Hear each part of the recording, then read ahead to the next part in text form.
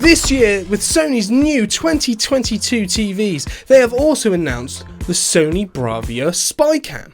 No. This year, with Sony's new 2022 TVs, they have also announced the Sony Bravia Connect. No. This year, with Sony's new 2022 TVs, they have also announced the Sony Bravia Cam. That's right. The Sony Bravia Cam is basically a webcam, but it's a whole lot more than that. It is a camera that is designed to enhance your experience of TV. And I think it probably will do that in a lot of ways. But I think it's not going to be perfect. Why won't it be perfect? I'll get into that. First of all, it is a webcam.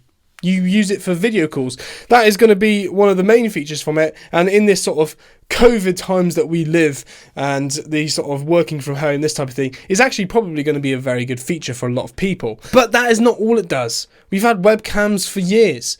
This is something more. So there are a few features that are included. Things like using hand gestures to control your TV and proximity sensors to see where you are in the room and changing the sound and changing the TV settings to sort of follow you around. And I think they're really cool. But the question I have is, will it improve your TV experience? I think in a lot of ways, yes it will. So one of the features I really like about it is the idea that you can use hand controls. Now this is very, very similar to something called the Kinect. Most of you will probably be aware that Microsoft Xbox 360 had this thing called the Xbox 360 Kinect. And it was really cool. It was cameras that you put on top of your TV and it would be able to see where you are and scan your body movements and put you into the game. Very, very clever. And it sort of died out over time. But there are elements of that sort of control which I think with a bit of enhancement can work really well, especially the gestures for your TV. So the Sony Bravia Cam, you'll be able to do things like turn the TV on and off. You'll be able to change channel. You'll be able to change volume. Some of the basic functions of your TV that actually sometimes, if you don't have a remote near you or you've misplaced it, will be really, really good. And for someone like myself, I've got young kids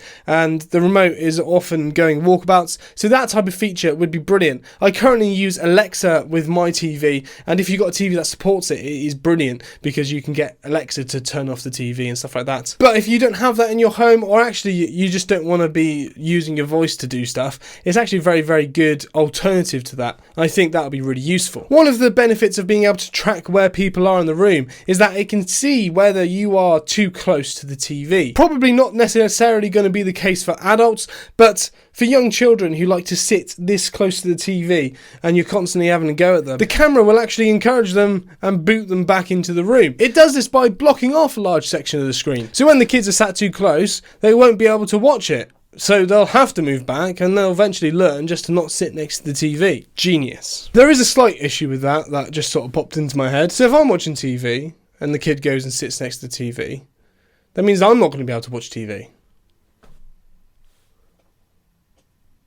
Huh? Ultimately, the benefit of your kids not sitting next to the TV, I mean, I would say less that is bad for them. My wife would probably say that. Fact is, if they're right next to the TV, and especially if they're young, chances are they could damage the TV, and I don't want that. So get away from the TV, go sit in the room. Just leave my TV alone. So great, we have solutions for losing your remote and for keeping your kids away. Some of the other features I'm not too sure about. See, there's a feature that it will change sound direction and picture settings depending on where you're sat in the room. And the idea of that is very good. I just don't necessarily think it'll work 100% well. So I've got quite a busy house. And if I'm sat watching TV, there might be times where someone will come and join me and then they'll wander off and things will change. The problem is the sound just going to be changing halfway through if someone comes and sits with you?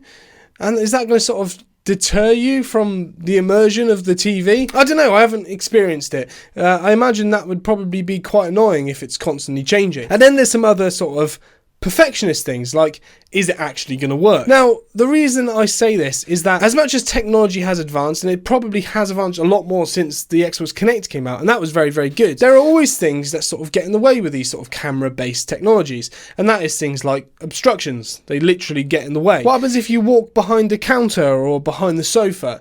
Is it still going to pick you up then? One of the features is that if it doesn't detect you in the room, it will dim the screen. What if you're lying on the sofa and you have a blanket over you, so it can't detect it's you? Is it going to start dimming the screen? And these probably won't be issues, but there's a reason why I think they could be. Now, when this Bravia Cam launches, it is only going to launch with one feature, and that is the webcam, doing video calls from your TV, which is probably the least exciting feature on the list. Now, there could be a lot of reasons for that.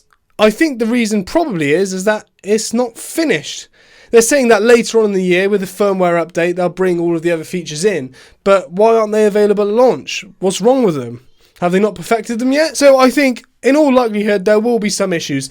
There always is with new things. So, is this camera something you should consider? Well, if you're going to be getting the A95K QD OLED or the Z9K Mini LED, then you don't really need to worry about that because they're going to ship it with it. So that will already come with the camera. Well, the camera is also compatible with every other Sony OLED and all of the X series as well. So if you're going to be getting one of those TVs this year, then yes, you should definitely consider it. But I wouldn't get it straight away. Now, personally, I think there's a very good reason for this, and I think it's just to see if it works. Now, ultimately, some people will get it. I personally wouldn't get it. And the reason is that there are going to be some bugs. And when are we going to get these new features that are promised? I would give it until those are working and people are reporting that they're working and working well. Then I would go out and buy one. But is it something I would buy? Yes, I would buy it. The fact that I can control the TV, that's the main thing for me. I think that's brilliant. I think it's definitely going to enhance the way that you watch TV. Now, how much does it cost? Well, we don't know, and it's probably going to be ridiculously expensive, so it may not be worth it in the end after all. But we don't know yet. And that's all from me. So click one of these two videos to see more. Hit the red button below to subscribe, and I'll see you in the next one. Whoop!